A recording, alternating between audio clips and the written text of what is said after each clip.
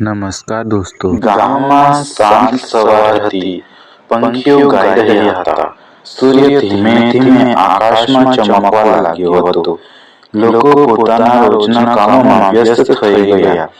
ગામના એક ઘરમાં કુસુમ દુખાવતી તડપી રહી. તેના પતિ રામુ ખૂબ ગભરાઈ ગયા હતા. કુસુમ પેટ પકડીને જમીન પર બેસી ગઈ. રામુ તરત જ તેને હોસ્પિટલ લઈ ગયો. હોસ્પિટલમાં ડોક્ટરોએ તત્કાલ તપાસ શરૂ કરી. કુસુમ પીડાથી આંખ બંધ કરીને રડી રહી હતી. રામુ ભગવાનને યાદ કરીને પ્રાર્થના કરી રહ્યો હતો. થોડી વારમાં નર્સે રિપોર્ટ ડોક્ટરે આપ્યો ડોક્ટરને. ડોક્ટરે રિપોર્ટ જોઈને અચાનક ચોંકી ગયા. તેમના ચહેરા પર ગંભીર આશ્ચર્ય દેખાઈ રહ્યું હતું. નર્સ પણ સ્ક્રીન તરફ જોઈને શાંત થઈ. રામુ ડરીને બોલ્યો, ડોક્ટર, શું થયું? મારી પત્ની કુસુમ ઠીક છે ને? કહો કહો. ડોક્ટરે ધીમે અવાજમાં કહ્યું, હિંમત રાખો, આ કેસ સામાન્ય નથી, ખૂબ અજોડ છે. રિપોર્ટ પ્રમાણે કુસુમને 15 મહિના જ ગર્ભ છે.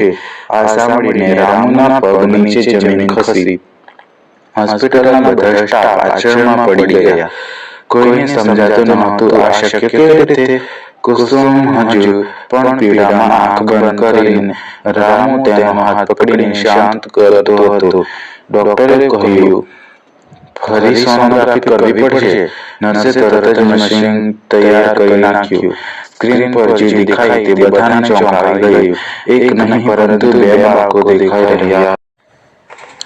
ગામમાં શાંત સવાર હતી. પંખીઓ ગાઈ રહ્યા હતા. સૂર્ય ધીમે ધીમે આકાશમાં ચમકવા લાગ્યો હતો.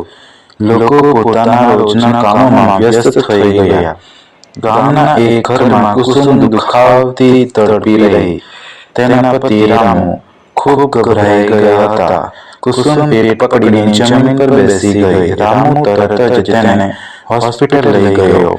હોસ્પિટલમાં ડોક્ટરોએ તત્કાલ તપાસ શરૂ કરી. કુસુમ પીડાથી આંખ બંધ કરીને રડી રહી હતી. રામુ ભગવાનને યાદ કરીને પ્રાર્થના કરી રહ્યો હતો. થોડી વારમાં નર્સે રિપોર્ટ ડોક્ટરે આપ્યો ડોક્ટરને. ડોક્ટરે રિપોર્ટ જોઈને અચાનક ચોંકી ગયા. તેમના ચહેરા પર ગંભીર આશ્ચર્ય દેખાઈ રહ્યું હતું. નર્સ પણ સ્ક્રીન તરફ જોઈને શાંત થઈ. રામુ ડરીને બોલ્યો, ડોક્ટર, શું થયું? મારી પત્ની કુસુમ ઠીક છે ને? કહો કહો. ડોક્ટરે ધીમે અવાજમાં કહ્યું, હિંમત રાખો, આ કેસ સામાન્ય નથી, ખૂબ અજોડ છે. રિપોર્ટ પ્રમાણે કુસુમને 15 મહિના જ ગર્ભ છે. આ સાંભળીને રામુના પગ નીચે જમીન ખસી. હોસ્પિટલના બધા સ્ટાફ આશ્ચર્યમાં પડી ગયા. કોઈને સમજાતું નહોતું આ શક્ય કેવી રીતે.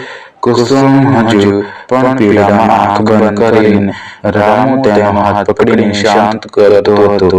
ડોક્ટરે કહ્યું, ફરી સોનોગ્રાફી કરવી પડશે. નર્સે તરત જ મશીન તૈયાર કરી નાખ્યું. સ્ક્રીન પર જે દેખાય તે બધાને ચોંકાવી ગયું. એક નહીં પરંતુ 2 બાળકો દેખાઈ રહ્યા.